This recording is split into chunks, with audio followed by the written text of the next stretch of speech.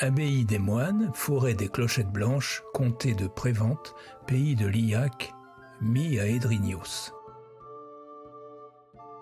Père Frédéric emmena Ié et Kémia dans son abbaye, que l'on se figure celle de Fontevraud, dans un écrin de verdure, entouré par une rivière qu'enjambait un seul pont-levis, cerné par un mur d'enceinte, ajoutons-y lierre, roseraie et pierre de granit, et l'on aura une certaine idée des lieux.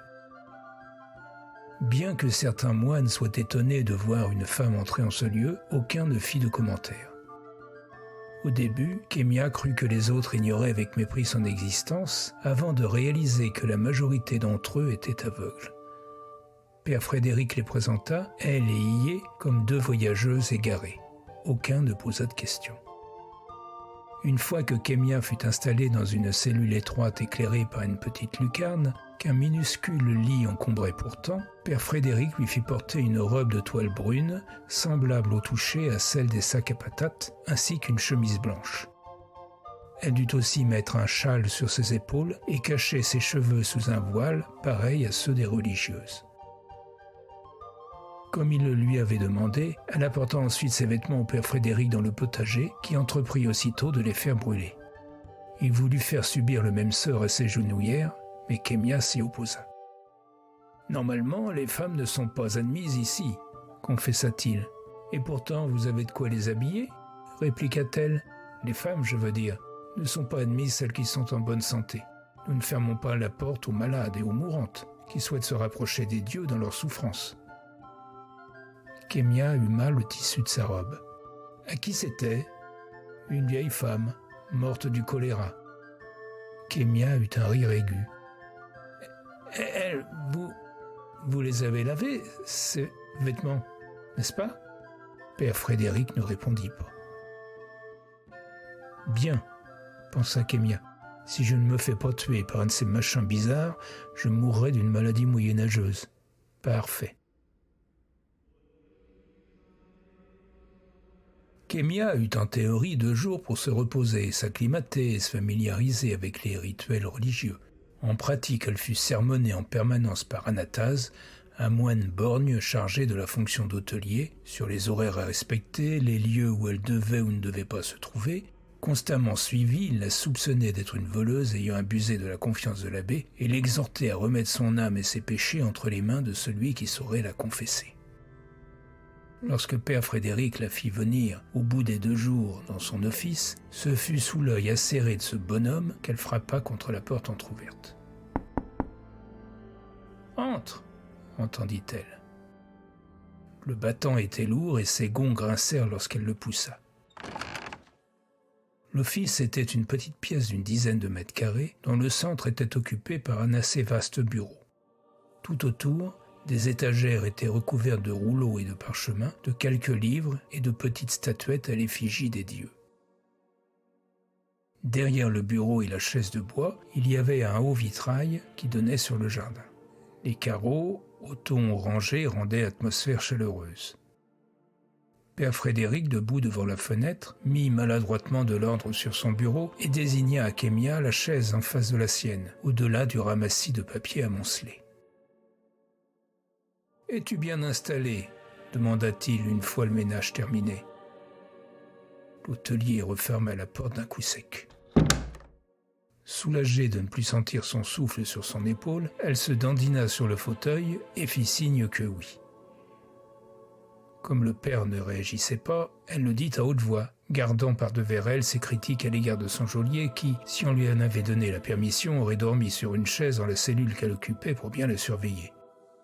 « Tout va bien avec frère Anatase. » Kémia se lâcha. « Le gros joufflu qui me suit même aux latrines? Il serait à 2 doigts de m'expédier au bûcher, oui ?» Frère Anatase est à cheval sur les principes. « Non, vraiment? J'aurais pas cru. Mais si vous pouviez lui demander de me lâcher un peu la bride... » J'ose espérer que tu n'as pas employé un tel vocabulaire en sa présence. Je suis très cordial. Dites-moi que votre fenêtre n'est pas trop loin du sol et que je pourrais sortir par là pour lui échapper. L'abbé éclata de rire. Malheureusement, je crains que si tu ne passes par là, tes jambes ne supportent pas le choc. Dommage. Que leur est-il arrivé? À qui? Tes jambes, pour que tu les protèges ainsi? J'ai maltraité mes genoux dans mon enfance. C'est pas important. Père Frédéric accepta ce silence. Bien. Et si nous commencions? As-tu des questions? 1 millier, songea Kémia. Pas vraiment. Où sommes-nous? À l'abbaye des moines de l'ordre de l'Aigle, fondée par Faélam. Ça ne m'aide pas. Cet ordre a été fondé il y a de cela 500 ans par le dieu Faélam. C'est un ordre à la fois mystique et guerrier. Tous les moines que tu rencontreras ici ont des fonctions religieuses et guerrières. Un peu comme les Templiers. Pardon? Non, rien. Et Faélam donc. Faélam est l'un des 15 dieux. Oui, Yé m'en a parlé. Il y a un aigle, un loup et j'ai oublié les autres. Oui, en effet, acquiesça Père Frédéric. Les dieux de l'Ouest sont représentés dans les édifices religieux sous leur forme animale. Pour les Sardaméniens, ils incarnent les quoi, pardon? Le coupa Kémia. Les Sardaméniens, les habitants du pays, de Sardamène. Sardamène? Répéta Kémia. Qu'est-ce que ça veut dire? Un autre que moi sera plus à même de répondre à cette question. Je disais que les Sardaméniens de l'Ouest croient dans le mythe des 15 dieux. Mais eux, ils font quoi? Ils sont... comment dire? Il y a un dieu de la chance, un dieu de la guerre? Oui, l'Iak, le cheval, est le dieu de l'intelligence, de la sagesse et de la guerre. Certains l'associent aussi à la mort. Igia, sa femme, la louve, est la déesse de la nuit, de la chasse et de la clairvoyance. Néra, la chouette, est la déesse du ciel, des tempêtes et de la colère. Son époux, Hassan, le tigre, est dieu de la puissance, de la royauté, de la justice et du pardon, celui que les rois convoquent lorsqu'ils sont couronnés. Porco, le sanglier, est dieu de la force, de la fertilité, de l'agriculture, mais aussi de la luxure. Son épouse, Déréa, représentée sous les traits d'un dauphin, contrôle les océans et toutes les créatures qui s'y trouvent. Elle incarne la tempérance et l'inconstance. Elle protège les navires. Pix, le chien, c'est le dieu de la fidélité. Kémia pouffa. Du feu et de l'artisanat. Il partage sa vie avec Miora. Il se saisit de la seule statuette qui était posée sur son bureau, un corps de femme paré d'une tête de chat. C'est la déesse du monde invisible, la protectrice des enfants et du foyer, celle vers qui on se tourne pour bénir une union. Loufa, la lionne, est la protectrice de toutes les femmes, la puissance féminine. C'est l'image de la mère qui veille sur ses petits. Elle incarne beauté, amour et force. Rak, l'ours, son compagnon, c'est le dieu de la terre brute, les campagnes, les montagnes, les arbres, la végétation. C'est le symbole de la confiance en soi et de la peur aussi. Lorsque l'on doit conclure une vente, un pacte, on s'en remet à Miakia, la renarde. C'est la déesse des échanges, de la communication, mais aussi de la ruse. Irias, le griffon, avec qui elle fait route, c'est l'art, l'ivresse, la puissance céleste conjuguée à celle de la terre. Ça ne fait que 12, remarqua Kémia, somnolente. Édic, le fils d'Igia et Iliac, n'a aucune véritable fonction. Il est le compagnon des enfants, un symbole d'insouciance, de jeunesse. Lioa, la licorne, est la déesse du rêve, de l'ambition. Quant à Faélam, c'est le gardien de la foi. Et personne pour la mort ou les maladies? Il y a bien d'autres divinités qui existent et auxquelles nous pouvons nous en remettre. Ceux-là ne sont que les principaux. Avachie plus qu'assise, Kémia se perdit en réflexion. Père Frédéric reprit. Certains disent même que les dieux, sous leur forme animale, parcourent la terre les jours de brume et les nuits de tempête. Ils sont si grands qu'en 2 foulées, ils peuvent traverser le continent. Mais qu'en est-il de ceux qui vivent à l'Est? Ils ont d'autres dieux. Ça, chacun est libre de croire ce qui lui plaît. Toujours est-il que ces 15 dieux ont donné leur nom à différentes parcelles du continent. Nous sommes actuellement au pays de l'Iak. Eh ben, notant l'absence manifeste d'enthousiasme dans la voix de Kémia, il se leva et à tâtons chercha parmi plusieurs rouleaux entassés sur une étagère. Kémia fronça les sourcils. Ce n'était pourtant pas, avec toutes les chandelles qui brûlaient de ci de là, la luminosité qui manquait. « Il me semble que c'est le plus récent », dit-il après avoir longuement tâté l'un d'entre eux. Il le tendit à Kémia. « Qu'est-il inscrit » Kémia lut. « Il est écrit 28 5.5, qu'est-ce que ça veut dire? Ça veut dire que c'est la 28e année du 5e centenaire. Ce serait pas plus simple de dire 528? Peut-être, dit-il en souriant. Il se saisit de divers objets lourds choisis au hasard pour maintenir le rouleau. Et là, reprit Kémia, nous sommes en quelle année?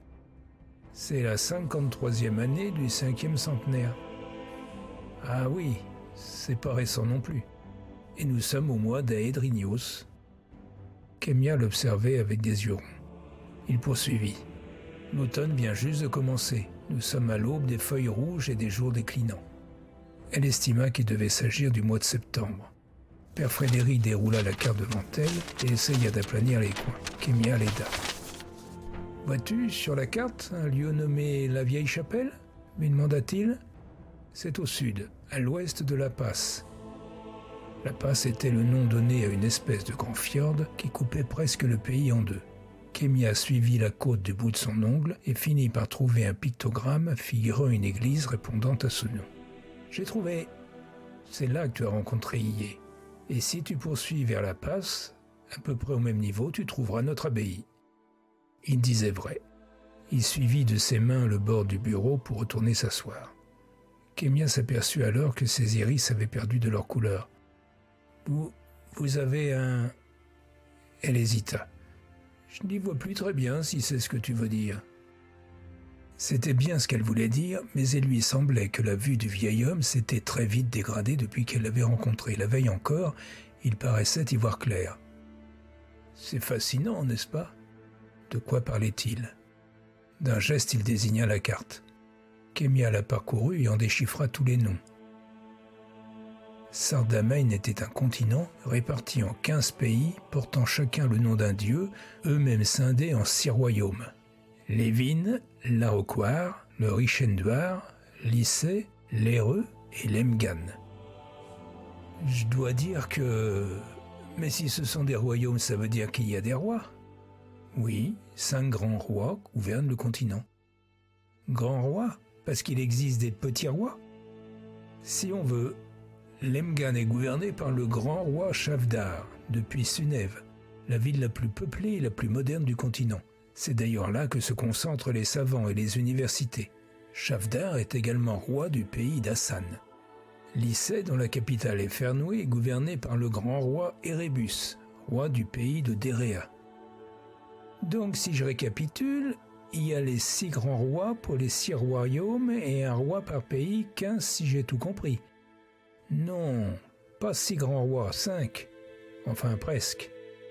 Comment ça, presque? Le pays d'Édic est gouverné par les hauts elfes d'Arcambault. Kémia crut que son audition lui jouait des tours. Le pays de Faelam est sous la coupe du régent. Le pays de Yoa est régi par Dame Lucrèce. Les pays de Porco et d'Irias dépendent des rois du pays de Miakia et du pays de Miora. Et le pays de Liac n'a aucun dirigeant. Quant à l'Éreux, c'est un sultanat. Khan en est le maître. Pour ce qui est de l'Aroquoire et du Richenduar, la situation est plus complexe.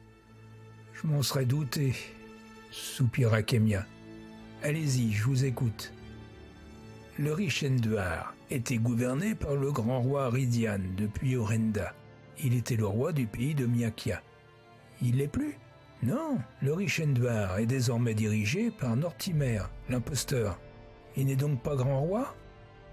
Il s'en est donné le titre, après avoir évincé son ami lorsqu'il s'est rallié au Tenil Tigurn. À vos souhaits. Lévin était gouverné par le grand roi Alric. Lui et sa famille ont été tués quand il a voulu marier sa fille Jokosa à Amé, le fils du duc Aervieux, qui s'est uni au Tanil Tigurn. De même, l'Aroquoire était gouverné par le grand roi Basilius, roi du pays d'Igia, mais il a livré son royaume et son pays au Tanil Tigurn. Un temps. Quoi? Attendez, j'ai rien compris. Qui est qui? Il lui sembla que Père Frédéric s'attristait. Nous sommes en guerre. Sardamain est aux prises du Tanil Tigurn. Vous allez me dire qui c'est à la fin ce Tintin Tigurn? Les liards, les créatures que tu as combattues, qui chevauchent et vargrent, travaillent pour lui. Kémia écarquillait les yeux. Tout cela était quand même un peu compliqué. Quoi? Des Valiards? Non, les Vagres, des montures qui ont un crâne blanc, sans chair, ni muscles, ni organes, et un pelage aussi dense que celui d'un ours, aussi noir que les ténèbres dont ils sont issus, mais qui poussent le cri d'un loup. Ah, bah oui, suis-je bête. Ce sont les enfants de Mélione, une déesse païenne. Ils sont porteurs de mort éternelle, ne boivent pas, ne dorment pas, ne mangent pas et ne s'exposent jamais au soleil. Kémia ravala une réflexion, se contentant d'écouter. Quant aux liards, les machins bizarres avec une hache plantée dans le crâne, qui savent pas aligner 3 mots? Oui, que tu as d'ailleurs été très habile à défaire. Nul adversaire n'est infaillible. Qui t'a appris à te battre? Oh, un héritage familial. Et tu avais déjà tué, avant? Non. Espérons que tu n'auras jamais à le refaire. Les liards sont des hommes, ou des elfes, ou quelque autre créature qui ont été forcés de basculer vers les... Les quoi? Vous avez dit elfes? Père Frédéric se recula dans son fauteuil, les mains croisées sur son ventre. Oui? Quelque chose d'anormal? Non, non, tout va bien, tout va très bien, pourquoi? Donc si je comprends bien, c'est la terreur? Pire que ça, je le crains. Crois-tu que ma cécité ou celle de mes moines soit naturelle? Elle ne l'est pas? Non, c'est une des malédictions venues avec le Tenil Tigurn. Aujourd'hui, il n'est plus de nourrissons qui ne naissent sans être aveugles. Yé ne l'est pas? Elle a des yeux bizarres, mais elle voit. Elle est l'une des rares enfants dans ce cas. Tu as sans doute remarqué que les frères qui voient encore sont impressionnés en sa présence. Parce qu'elle n'est pas aveugle? Sans doute, oui. C'est devenu si rare. Autour de nous, des gens se lèvent le matin, ignorant que le soir ils ne verront plus rien d'autre qu'un voile opaque jeté sur le monde. Pour d'autres, cela met plus de temps. Ils perdent la vue progressivement. Seuls les elfes, les vampires, ceux qui sont assez puissants pour y résister, ou tous ceux qui se sont joints au Tenil Tigurn, sont épargnés. Kémia resta silencieuse.